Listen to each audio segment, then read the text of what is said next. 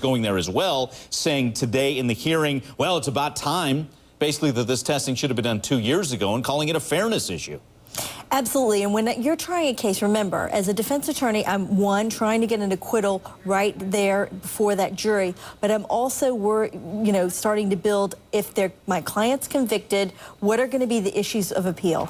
This has been a very calm trial in terms of evidentiary issues until now, and this is going to be a fight that they're going to get into in court today, but also later on if he is convicted. Why wasn't this testing done earlier? Why in the middle of a trial? And remember, California has these very lengthy preliminary hearings. So, I mean, there's been a lot of attention paid to the details, and all of a sudden in the middle, after this toxicologist testifies, he's now retesting materials. Okay. So it's going to be a fight. Got it. Now, our Beth Karras, who broke this news for us, she laid it out there that the defense, prosecution finds out they're going to go with the 8 lorazepam tablet theory, and they're kind of, because of the changing theory, that opens the doors for some new testing. And Anita, at the end of the day, if this testing, I mean, it doesn't change the test results. Either lorazepam's in his stomach or it's not, and if this test says it's not, well, whether they did the test late or not, that helps the prosecution, I would think. It does, but on the other hand, the defense can make a big deal of it, and I'm sure that they did have a hearing to try to keep that evidence out, because you don't want to be caught off guard, whether the prosecution or the defense, in the middle of trial. When you are going down a certain path with the evidence that you have, you don't want something popping up that's especially not good for you. So I do have a little bit of issue that they aren't testing it till now. They should have tested everything, and then it would have all been on the table, and the defense could have proceeded with their theory as they saw fit based on the evidence. But this does throw a monkey wrench in for the defense, and I think it will be an issue if he's convicted on appeal. Got it. Okay, want to let everybody know, once again, trial will resume on Wednesday. At that point, Dr. Stephen Schaper, prosecution's final witness, will be on the stand. And we got to believe he's going to be out there a long time, because that issue, the guy's a propofol expert. He's not only an anesthesiologist, he's a pharmacologist, and he's going to tell us how propofol metabolizes in the system. One other note, go to HLNTV.com/Michael Jackson, and it's a subject we've talked about today.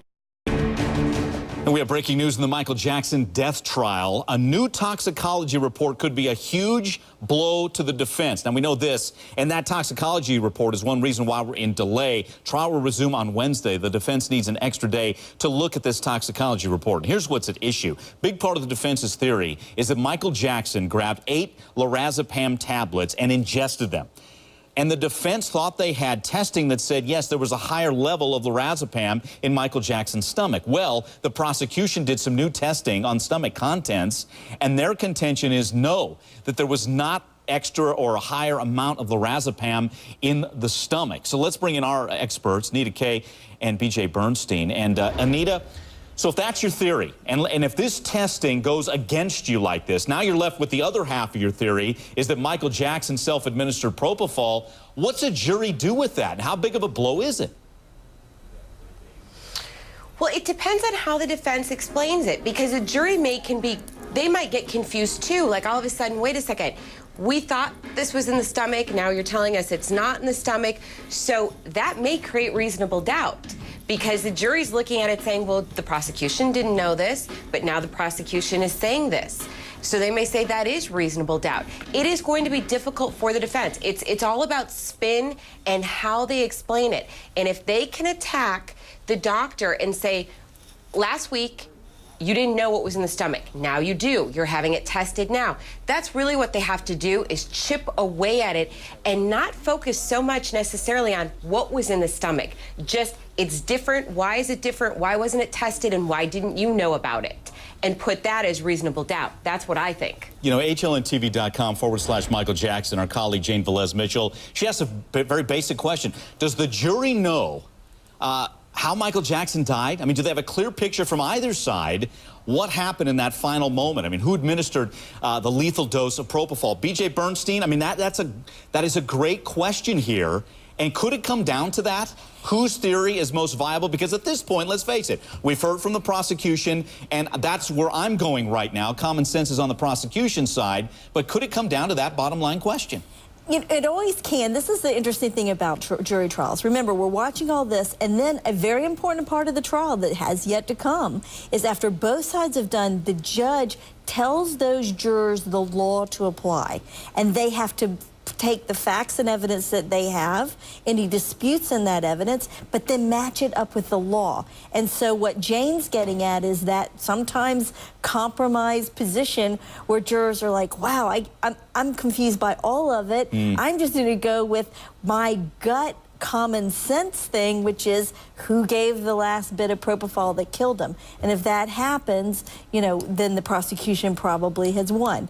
The defense will be battling against it. But that common denominator thing is something that every time I try a case, I'm always like, take a step back, stop being a lawyer, don't even listen to the law for a minute, and just say, what would I do if I was watching this on, you know, a TV show in an hour, and how would I come up with my conclusion, and be careful about that. Yeah, that is such a great perspective for all of us. I mean, what does a jury know? And I'm sure there are teams of people trying to decide that. Right? What do we think they know as opposed to all that we know? And that's the bottom line at the end of the day. Hey, guys, when the defense does take over, we expect, you know, the Conrad Murray, for lack of a better term, character witnesses, former patients who say he was a great doctor, compassionate man. We even heard early in the trial that he was working in an area of Houston, an underprivileged area, and, you know, he was working there and providing care whether he got paid or not. So let's listen to a couple of patients who pretty much love Conrad Murray, and then we'll get your take coming out. Once again, we have another. He said, I'm coming home. I want to start a legacy for my father. He came out here with a committed heart, knowing that he wasn't coming to a fully middle-class community where people had a lot of money. But he didn't come for the money. He came because he cared. So there you go. Prosecution wants you to think that Conrad Murray's greedy and would make these poor decisions just in the name of money. Now, Anita, I mean, this is what he needs on a character level. People saying, you know, he had a great heart and he was going to treat us regardless. Well, but will they get in? Will any patient be allowed in on this proceeding? Or how do you get relevance here? Right, you're going to be able to get some. You're not going to be able to get everyone because it becomes cumulative, just the same people saying the same things, that he's a great guy. And it's relevant to a certain extent if the prosecution is talking about greed and you've got something to sort of directly combat that. But the reality is you could have 1,000 people that get up there and say, he was the greatest doctor in the world. He treated underprivileged people. He didn't charge us. That's great. You know what? They weren't Michael Jackson. And it's all about how he treated Michael Jackson as his doctor, not about all the other patients. Yep. And excuse me, BJ, you agree with that? Yeah, I mean, remember the first part of this trial where we're all sitting around where it was girlfriend after girlfriend after girlfriend, and you were kind of like, whoa, he's a player, I don't know if I trust him. So they do need to counterbalance that with these nice people to say, maybe his personal life is a bit of a wreck, some would say, but that as a physician, that he cares about his patients and he does the right thing, and that he really believed that he was trying to take care of Michael Jackson and supposedly trying to get him off his addiction from the Demerol that had started before Conrad Murray ever saw this man. Right. You know, but David Walgren, prosecutor, had a great bottom line point once again at BJ. You talked about common sense. Yes, he says, I love Michael Jackson. He was my friend on tape. He wanted to wean him off propofol. But then you have Walgren basically saying, you know what? I don't care how much your patient begs for whatever. It's your job as a doctor to say no. Let's listen to that. In this case, specific to this case, if we assume is true that Michael Jackson requested that he be given propofol, and you as a qualified doctor knows that that is not only inappropriate but life-threatening, you have a professional, moral, and ethical obligation to say no, correct? That's absolutely right. You know, that's powerful stuff. And Anita, that Demerol defense kind of boomerangs back at the defense. You're saying, wait a minute, if you had any hint he was on Demerol or had any kind of other potential addictions and you're still giving him propofol, you got to say no, right? Oh, right. And that leads right into the whole criminal negligence, involuntary manslaughter. Because if somebody's addicted, Demerol is a painkiller that's administered usually in a hospital. I mean, that's hardcore stuff. So if he already has a problem with anything that is, you know, an addictive medication, you need to be really, really careful. And that was the thing. Dr. Murray wasn't really, really careful. He wasn't even careful based on what we've heard from the prosecution case so far. Hey, BJ, real quick.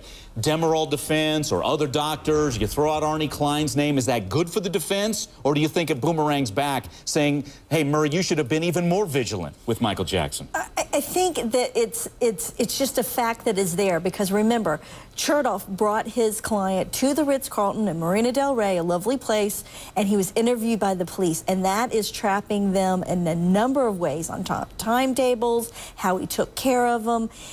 That tape has become a significant part of the fact that really the lawyers don't have a choice. They got to live with it, and the facts are the facts, and if they believe the Demerol's there, that's something that goes into it. All right, again, HLNTV.com/Michael Jackson, some great stuff. Our very own Dr. Drew has laid it out there, and you can read it for yourself, that you cannot be a doctor and a friend, and it seems that's the undercurrent of the relationship between Murray and Michael Jackson, that this theme, as you listen to this tape, that Michael Jackson would complain, and at the end of the day, Murray would give in. So read it for yourself at HLNTV.com/Michael Jackson. Well, police may have a new lead in the case of a missing baby. We continue to follow. We have breaking news in the Michael Jackson death trial. There's a new toxicology report that is basically meaning another day of delay, so trial will not resume until Wednesday. And this toxicology report really cuts at the defense theory. Defense theory is Michael Jackson grabbed 8 lorazepam tablets as Conrad Murray left the room, and he popped those, and then he self-injected propofol, and that's what led to the perfect storm and led to his death. This new testing by the state says no, that the contents of his stomach did not say that there was this elevated level of lorazepam, so really cutting into the defense theory. And the overarching part of this is, if you listen to J. Michael Flanagan, who's done some cross-examination for the defense, is Michael Jackson is an addict who couldn't help himself. He's grabbing lorazepam. He's self-administering propofol. So listen to the undercurrent here as he's getting those questions out there for a jury to hear. Are you aware of the drug use by Michael Jackson? Checking relevance, vague. Overruled, if you understand it. If not, I don't understand the question. Sustained vague. Are you aware that Michael Jackson was a habitual user of Demerol? All right, there you go. B.J. Bernstein, even though that's objected to, is that an effective defense here, just to let the jury hear that terminology? Habitual user of Demerol, drug user? It sounds like that is part of their case. Again, there are certain facts that are out there that pre-exist, you know, in any entry of Conrad Murray into Michael Jackson's life. And clearly, over time, and I'm assuming this defense is going to get into it some, is trying to show how much, or the addiction of Michael Jackson to those types of drugs and how that contributed to this whole scenario that we have here, and that Conrad Murray's, what he said to the police at the Ritz-Carlton Hotel in Marina del Rey shortly after this happened, which was he was trying to wean Michael off this drug. And Anita Kay, we know the comeback to that from the state is Demerol or past use doesn't matter. It matters what happened in the hours leading up to Michael Jackson's death. And Conrad Murray, using the term of David Walgren, it's medical abandonment. He left a vulnerable man who trusted him, right? Right. It's all about what Dr. Murray did or didn't do. It's less about Michael Jackson and his lifestyle, but specifically with regard to Dr. Murray and what he did or didn't do. And it was those acts or omissions that were what was criminally negligent. Therefore, that should result in a conviction. That'll be the prosecution argument, at least. Yeah, and we've been talking about that since day one. And BJ, it's no surprise. Defense wants this to make this about Michael Jackson. Prosecution wants this to make this about Conrad Murray, period. And that's the way it always is with these cases. Now, the judge pre-trial kind of said to everybody, we're narrowing this down. Michael Jackson's life is not on trial. It is, how did he die, and was it negligent? And so it's just part of the battle that's going to go on in court, and we're going to hear this now. And if he's convicted, these new tests are definitely going to be part of an appeal, because testing new expert testing during the middle of a trial is something that's going to be controversial. Could bode well for the state. We're going to continue to talk about this breaking news, the new test BJ's talking about. Also go to HLNTV.com/Michael Jackson. Article there about Murray not spending any time